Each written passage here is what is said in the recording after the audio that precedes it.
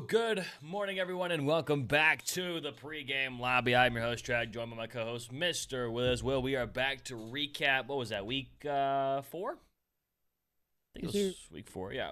Recap week 4's matches, give our predictions on week 5. And no, we lying. That was week 3. Shit, god damn. You right, the break was 2 weeks, man. The amount of times we talked about the break being only after 2 weeks, we should fucking know that. Anyway, we're going to talk about week's 3 matches and then give our predictions for week 4. We only got 2 weeks left, Will, before we hit the major. So it's hitting crunch time.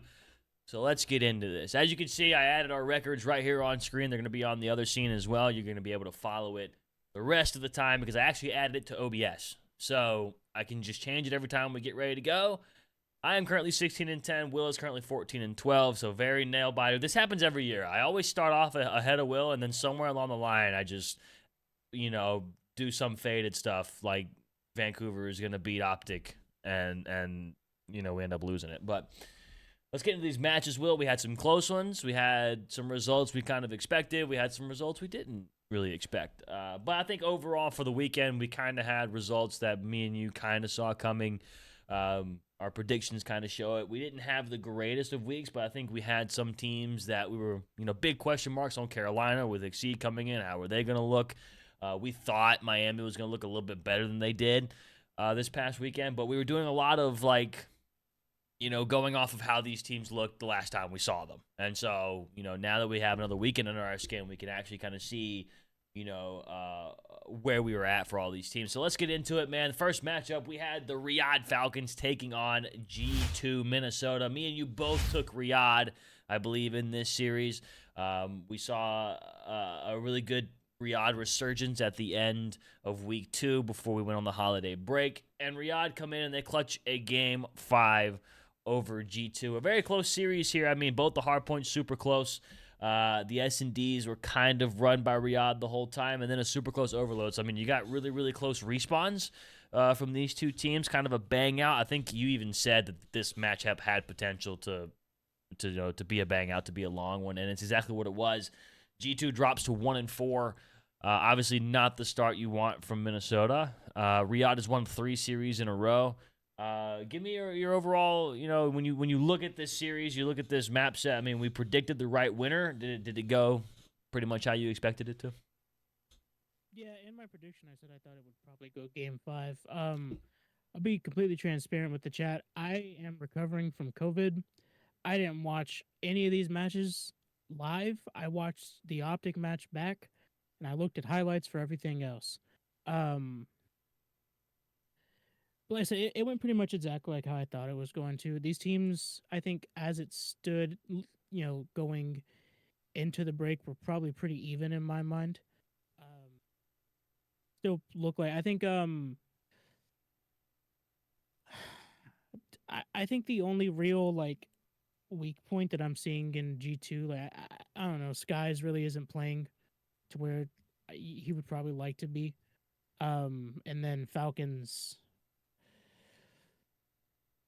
look like they're progressing, I don't think they're ready to take maps off of a top team yet, but they're still looking like they're looking better. So it's kind of a back and forth match, game 5. Not 2-2 impressed, but neither one of them look absolutely terrible. I agree with you. I think you look at this, and with G2, you started off so good at the Monster Invitational. You look like you were going to be, in for a solid year, and it kind of just seems like since the actual CDL matches have started, you haven't just been able to really get it clicking. You're having these really close maps, but it seems like more ways you're finding ways to lose the series rather than, trying to find ways to win them. So it's a good win for Riyadh. It's one you want for them. Again, 3 in a row. I think, one more win probably secures them winner's bracket for Major 1. So for the Falcons, you're enjoying what you see, and that's the big thing. So let's move into our second match of the weekend. We have Miami taking on Carolina. Now, we both chose Miami to win this series over Carolina. We were wrong. Miami won map one, Blackheart. This is the first time we've seen Blackheart. It was taken out before we were able to see it when we went into the Christmas break and the holiday break. It got added back in for the matches resuming, and we get to see it for the first time. Miami win it, but that's the only map they win. The next three go to Carolina. Carolina closed the series out 3-1. I'm not going to say convincingly, but after that map one, you kind of saw a little bit of energy out of Royal Ravens. You know, you look at the stats here. Exceed drops an even 1 in the series. I mean, there's no really bad stats out of anybody on either side. I can think it's just a testament of how close this match actually was. But in the end, Carolina, they come out, they get the win. It's a big win for them, and unfortunately, it feels like a little bit of a setback for Miami. Yeah, going into the break, Miami kind of looked like we talked about it. They were under practice, but they came out looking like they had a little bit of life. It was really hard to tell what this Ravens team was going to do. I mean, we had absolutely no information on them other than the team change happening. Now that the matches have happened and like everything's back going, like I've seen people on stream saying that they had won, like they were like 20 something and 0 in like scrim map count with Exceed. So like, how are we supposed to know that when we're making these calls? You know what I'm saying? That stuff wasn't made public.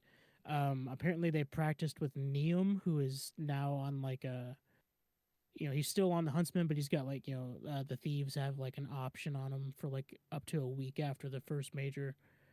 So yeah, I mean, like a major turnaround for the Ravens, honestly. Like a whole different roster, whole different pace, almost it seems. I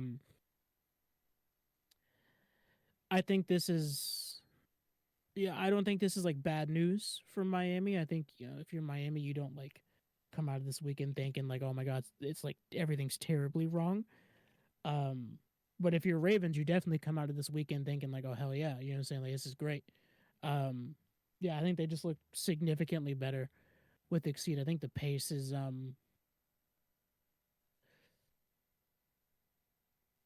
where it needs to be for a team nowadays in the CDL. I think with Slasher they were just a little bit too slow. I think I think Slasher's got a hell of a legacy, but I think the Slasher methods were probably a little bit too slow moving for the CDO era. So yeah, I mean that's about all I have to say on it. I wasn't like blown away by the Ravens, but I think they definitely look significantly better. Yeah, a good weekend for Ravens. We'll talk about their second matchup they had. And it just kind of just raises more question marks for Miami. It's, what's going to happen. I know that they re-signed or they signed Lucky onto an assistant coaching role over this past weekend or over this past week. So, maybe with Lucky being back and he has that familiarity with Heretics and with those players, maybe that'll bring a little bit of help, a little bit of life to them. But yeah, just a little bit of a disappointing match to see out of Miami there. We move into match number 3. First match is Saturday. Again, there's only 2 matches on Fridays for the remainder of the stage. First match of Saturday was OpTic Texas taking on FaZe Vegas. Both of us had OpTic winning this series, and that was not the case. This was a FaZe Vegas 3-0, a pretty convincing 3-0. I believe Shotzi had a 0.6 in this series. He did a 0.61. Abuza and Draza went absolutely insane in this series. So if there was any question on if FaZe were going to be able to catch back up to OpTic and give them a run for their money, that question was answered in this series. Not much to really talk about in this one. I mean, this was sheer dominance the whole way through for FaZe, and I think it's a good thing because you don't want OpTic to think they're untouchable, and this shows they're not. It shows that FaZe has been putting in really good practice, and Draza was practically playing for his spot, when this series was coming around. So yeah, a pretty convincing FaZe Vegas win. kind of agree. There's not really too much to say. They just got absolutely ran. Um, I don't know, like a .6 out of Shotzi isn't something that you usually see. I will say he usually starts every season a little bit slow at the beginning of the year. He's a player that like really benefit because of his play style. Like he's really big on like timings and finding gaps and stuff like that. And it takes like a lot of repetition and like playing these maps and getting to know these maps to be able to do that stuff. So I'm not like shocked to see him um have issues here and there in the early game, but like a .6 is wild. I don't know. I know he also was using like the NPC the whole time. Um, he didn't like really switch off of it at all that I saw. So like I saw people on Reddit saying like maybe he was trying to like make a statement that like the NPC isn't that good, don't GA guns, blah blah blah. But like, who knows? I think he just got ran. Yeah, I think it's just an off series. You don't see stuff like that from Shotzi all that often, right? You know, his off series are usually, you know, .8s, .85s, you know. That's usually the off series you see out of Shotzi. A .61, that doesn't happen, you know. He was negative 30 in this series. I think he literally just could not get anything going in the series. They had his hard counter every map. And so, you know, you kind of just chalk it up to, you know, they were more ready than you were. And you move forward and move on. So FaZe make it interesting in terms of who can come out with number 1 seed. If FaZe don't lose another series and OpTic don't lose another series, FaZe will win that tiebreaker over OpTic and take number 1 seed for Major 1. So we'll see how the remainder of that plays out. We got Vancouver Surge and the Boston Breach. I think, did we both take Boston? Yeah, we both took Boston in this series. I mean, why wouldn't we? You know, we were like, okay, brand new Surge team. TJ Halley's coming in. It's going to take them a little bit of time. And it was looking good for a moment there. Boston was up 2-0. And then just the ultimate reverse sweep. I mean, the complete momentum shift after the overload 3-2 win on Exposure. Surge go on to dominate the Den Hardpoint and the Search and Destroy on Den. Just a complete mental collapse from Boston. You know, you had a .85 from Purge, worst KD in the lobby, and then the best KD in the lobby was actually a 1.13 from Snoopy, but he was the only positive KD on Boston. Yeah, just like I said, kind of just a complete collapse out of Boston here, and good resilience from Surge to bounce back. They needed a win. They finally got one at Boston's expense. You know, it's weird.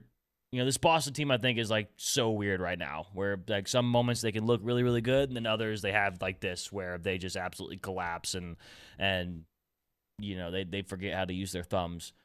But if you're TJ... Yeah, that's what I was just about to say. I think it's pretty part of the course for the middle of the pack teams, middle to lower pack teams. Yeah. Just inconsistencies, always, like, a thing we see every year. But, yeah, if you're TJ, you're happy. I mean, you get a win in your first match, especially considering... your second match on the weekend, you know, we'll get to it, but was OpTic. So, you know, you're definitely happy to get a first match, first win. Surge definitely looked better with TJ, you know, but I think we both expected that to happen. I think that many young guys with Legend having absolutely no experience was just never going to work. I think Teach comes in. He's at this point definitely a better player than Legend, and he's just got experience. I mean, he's just going to help that roster. So, yes, I agree. I think Boston looked super inconsistent. Surge looked better, but like not like exponentially better, but better is better. Yeah. From what they had before, you'll take it. Mm-hmm. We move into the Paris Gentlemates taking on Cloud9. Let me tell you, this was probably a lot closer than Paris wanted this series to be. We both obviously took Paris in this series. And when I say close, man, everything but the last two maps were literally 1 point. You know, a 250, 249 on Den in favor of Gentlemates. 6-5 on Search in favor of Cloud9. 5-4 in favor of Overload for Cloud9. And then at this point, you were like, uh-oh. You know, they could actually lose this. You know, the map 1 hardpoint was really close, but Gentlemates came out and handled business the last two maps. They win it in game 5. maybe just a slower start than Gentlemates was expecting. Don't sleep on this Cloud9 team, man. This Cloud9 team can come out of the woodworks and really surprise people. They might be 1-3 right now, but I think you've had a lot of really close series with this Cloud9 roster. I think it's one that, when they iron out the kinks, they can be in that top 6, talk. But unfortunately, Paris gets the best of you here. Yeah, I think Paris just started slow. I think some teams probably put in a little bit more extra practice during the break. Definitely looks like it. I think some of these top teams maybe took a little bit of a longer vacation and just started slow. You know what I'm saying? I don't think OpTic losing a match to FaZe and Mates playing this one close is like some indicator that like they're starting to fall off or anything like that. I think just slow start. You know what I'm saying? So,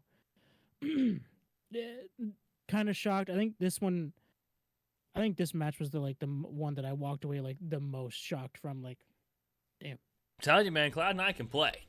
They can play. They just, they're kind of similar to G2, but they're a little bit better. Where it's like they just haven't figured out how to close out the series yet. Like they figured out how to lose it. Now they just have to figure out how they're going to close it out, right? Because you have these super close maps. I mean, if you win that map 1, that you lost by 1 point, you probably win the series. So they just gotta. And I mean they had decent stats throughout the whole. The Mac was the worst one at a 0.87. Even then, Vivid was even 0.91, 0.99. I mean, Ghosty had an absolute. A bomb with a 1.32 in this series. But, if you're Cloud9, man, obviously you hate to take these losses, but I mean, you got to look at that roster and think, okay, if they iron it out, like I said, that could be a top 6 team who can give some people some problems. Yeah, I don't think they look bad. I think I pretty much agree with everything you said. I think just Gentlemates just ended up waking up. Yeah. You know what I'm saying? And at this point in time, they're just a damn good team. There's just a damn good roster. So Cloud9 kind of kicking yourself a little bit because it's a very winnable series. It's one of those series that like you don't really get that type of opportunity much against these top 1, 2, 3 teams. So you gotta capitalize when they start slow like that. So they're definitely kicking themselves a little bit because that is definitely something they could have won that. I agree. G2 Minnesota came back. They took on Carolina. Just not a good weekend for G2. I think we're going to see a roster change for this team. I don't know. I mean, with how it started, I would imagine it would happen before Major 1, but I guess you just never really know. Teams don't really like to do that before the majors. But I mean, you gotta do something, man, because you're going the distance almost every single time in these series. You're just not winning. This one is, the S&Ds weren't close, but they split them. The overload was all Carolina, and then the hard points again. Map 1 exposure was all Carolina. Map 4, Colossus was pretty much all Minnesota until a late surge by Ravens. So, with Minnesota being 1-4, I think you look at this, like I said, you look at this and you think, okay, well, I don't know if they're mathematically out of the equation for making winners bracket yet. If not, they're only 1 loss away. So the question is, do you make a change or do you stick it for the remainder of the qualifiers and for the remainder of the stage? I think, as much as I hate to say, I think Skies is probably going to be the one to go if you make a change on this roster, which sucks because, obviously Skies is a veteran, been around for a while. But, I mean, he had a 0.75 in this series. I mean, Estriel had a 0.74, but I think Estriel's ceiling is much higher than Skies. So, good weekend for Carolina, though. Exceed comes in. I think he had a good series here. 0.97. I mean, Nero had a 1.38, so it seems like Exceed has kind of activated the way Nero and Lurks can play as SMGs. And I think you can even count Exceed as a little bit of a veteran, in terms. He's been around for a while. He just hasn't really held like the pro status for a very long time. Every time he showed up, so Yeah. but it's good. It's good to see them winning. Yeah, it's basically what I was gonna say. I think if you're Ravens, you're coming away from this weekend, you're like, okay, we definitely have some stuff to work on, but you're happy, especially after Yeah, the start that you yeah. did have. You're happy to get these wins. These wins, they do mean a lot for you. Um, so it's because you said it yourself, like we're close here to the major. You know, what I'm saying this week, next week. So like, I mean, you're even. You're 2-2. You're 500 right now. So I yeah, mean, if you squeak yeah, out, yeah, yeah. if you squeak out two more wins, and I don't know how many matches they have left, but if you squeak out two more wins, you're in winners bracket. I think they have two. I think they have two more matches. I mean, if they have two matches, I think even if they go 1-1 in these two matches, they probably make winners. Yeah, I think So- you're. Yeah, so like, you're very happy. Stuff to work on. Definitely need to make sure you're still working, but you're happy if you're Ravens from this weekend. We move into the second last match of the weekend. OpTic, Texas, taking on Vancouver. Me and you both predicted OpTic to win this series. They do win it. Not the 3-0 we were predicting, but they do get the win nonetheless. Kind of dominated everything but the overload. It seems like the overload game mode has kind of started to really slack for OpTic a little bit. Their hard points still don't look bad. Their S&D look really good. 6-0'd Vancouver on Den. I mean, everyone on OpTic positive. Mercury's had a 1.4. Shotzi, a really good series, 1.27. He had a big bounce back. Everyone on Vancouver kind of getting slammed except Lunars. It's the bounce back you needed for OpTic. It's the result we kind of expected for OpTic. With this win, OpTic 100% secure winners bracket and secure their spot up top. So, this is kind of what we expected. The overload, it's kind of they're playing them close, but I think in my eyes, if you can keep a good hardpoint and good S&D run going, overload will be okay. I think OpTic are still a really good overload team. Like you said, the first two matches back, first weekend back after being gone for a couple weeks, you got to iron everything out. The more these teams get to play, the more they'll come into form. Yeah, I mean, you pretty much hit everything that I had to say for OpTic, so I'll focus a little bit more on Surge. And I've already said it. Like, if you're Surge, you look way better. You know what I'm saying? You're looking way better. Like there's. I don't want to keep like shitting on Legend, but like the difference between him and TJ is like pretty exponential. You know what I'm saying? Like with TJ, there's actually something to work with there now. So if you're Surge, I don't think you're absolutely heartbroken by this weekend. I mean, you went 1-1. Plenty to like be happy with, but it's sort of like what I said with the Ravens. You're not out of the woods completely. There's still stuff to work on, but like you're not looking at this weekend like absolutely bummed. And then, like I said, you said pretty much everything I would have said about OpTic. Kind of looked like they were looking back to normal. Got to work on that overload, slipping from you a little bit, but if Shotzi's not dropping a 0.6, I think OpTic are still looking to be top 1, top 2 team. I agree. We're busting the notebook back out. The notebook's back. Because let me tell you, yeah, I know you've been here. Right here. I should have realized it. I'm too old to be fucking trying to remember all this shit. That's all these Yeah, matches. ain't no way. But our final match of the weekend, Toronto Koi taking on the Los Angeles Thieves. You picked Thieves. I picked Toronto to win the series. Toronto manhandled Thieves. 3-0'd them.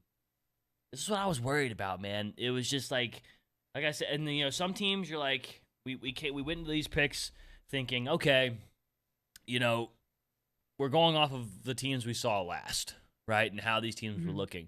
And the last time I saw Toronto, they beat FaZe, and they looked really, really good. And the last time I saw Thieves, they weren't really cutting it for me, and this was the result. I was expecting Toronto to win. I wasn't really expecting a 3-0, but Yeah. I'm not shocked.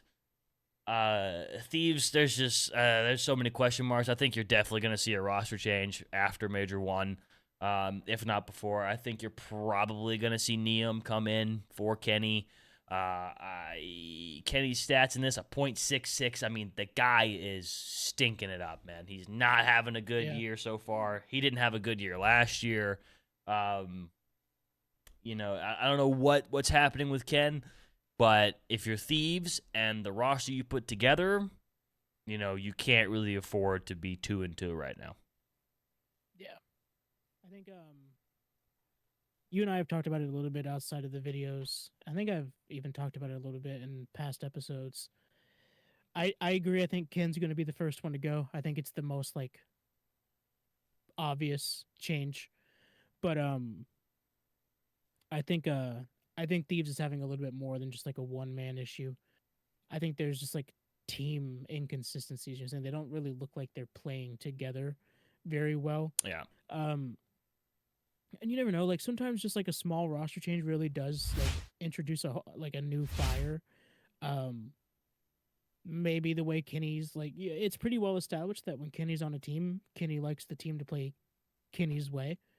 And maybe Kenny's way just doesn't work for this team. You know what I'm saying? Like, never knows. Like maybe a one-person change could fix everything for Thieves, and maybe the reason why I'm looking at them thinking that it's a team issue and more than a singular person issue is because of like sort of like what I just said, like the Kenny method or whatever method they're using isn't working, and one the changing Kenny out for someone else and bringing in a new method might fix it.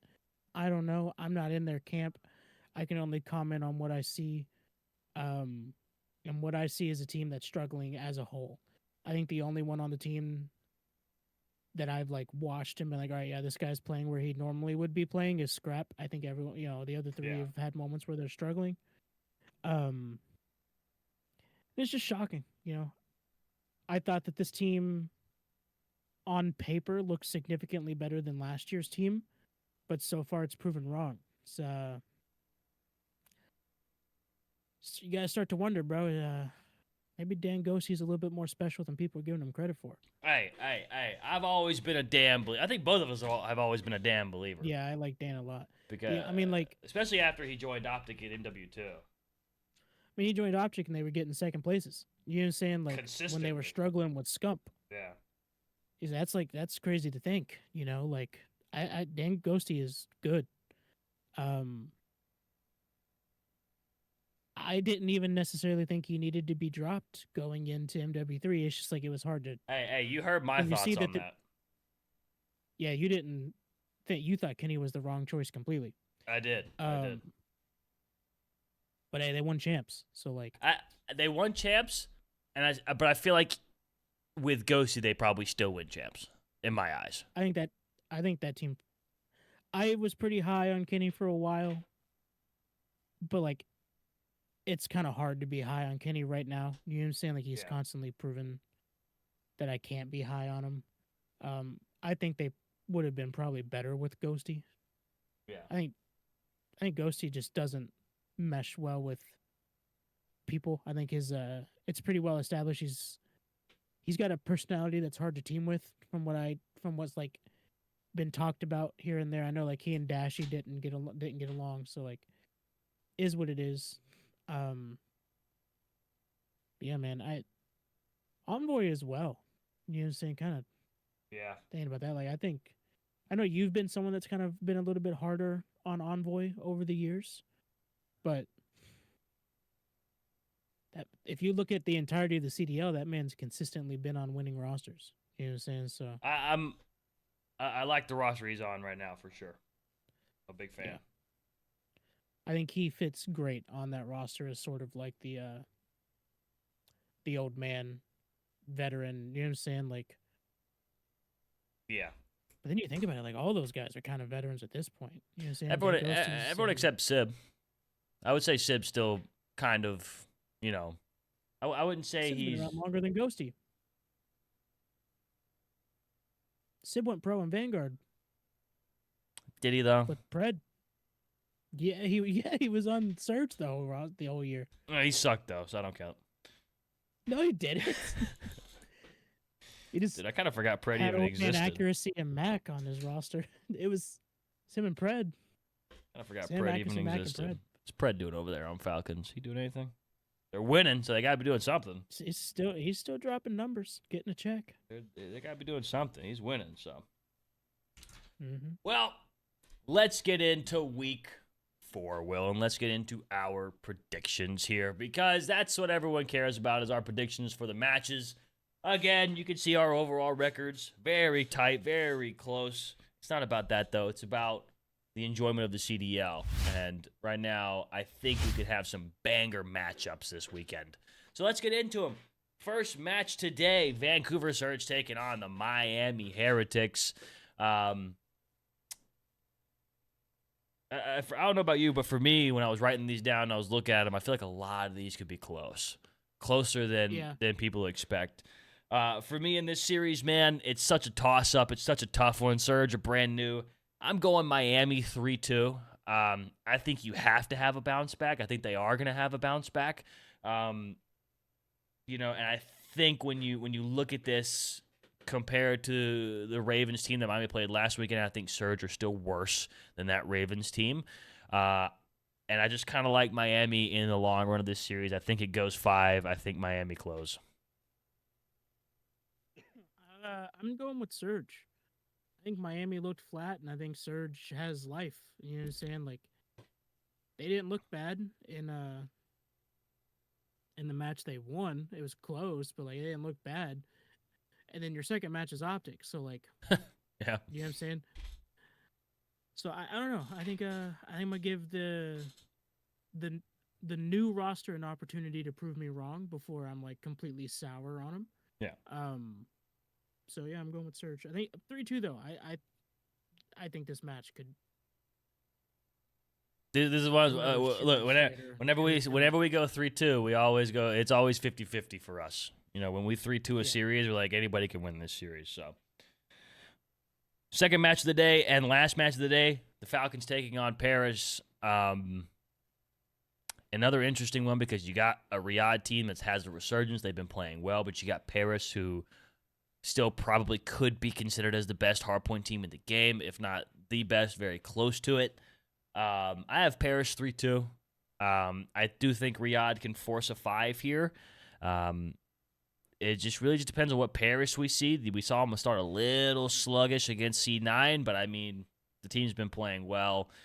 They look good. And I think Falcons win streak ends here. I got Paris.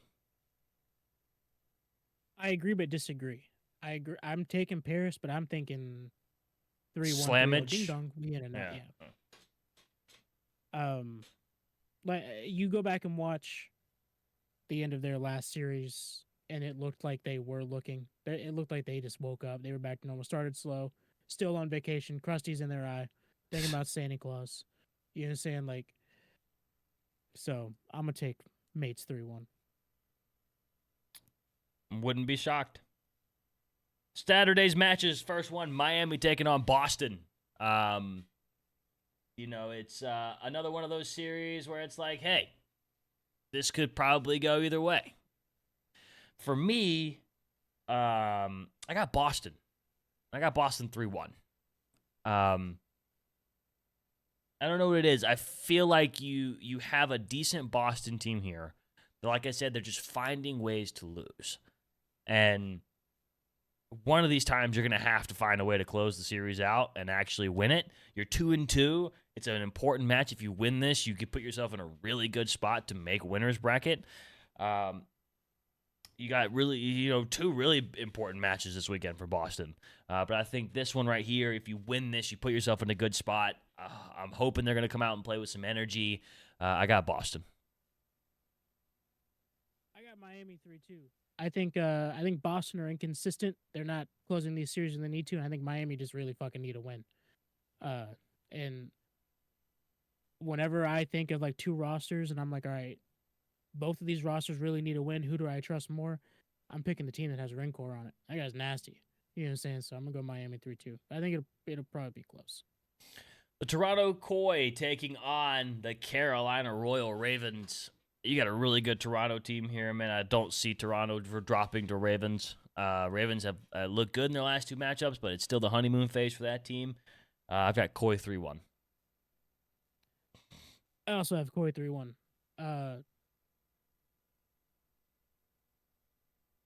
It could be 3-0, it could be 3-2. I don't know. I just think Koi are definitely better than Ravens look. Even though they look better, Koi looks to me like they're a top 4 team. Yeah.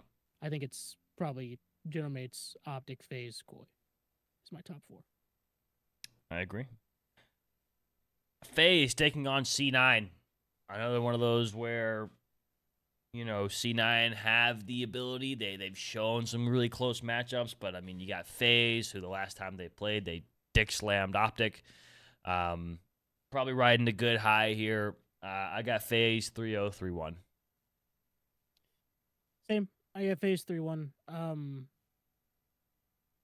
don't hate the Cloud9 roster, but that FaZe roster looked like they were meshing. You know what I'm saying? Could have been a fluke. OpTic had bad weekend, but at that point, I don't know, with like the way that they were playing on individual levels, like especially like Draza, I think FaZe are kind of starting to figure it out. So I'm gonna go FaZe 3-1.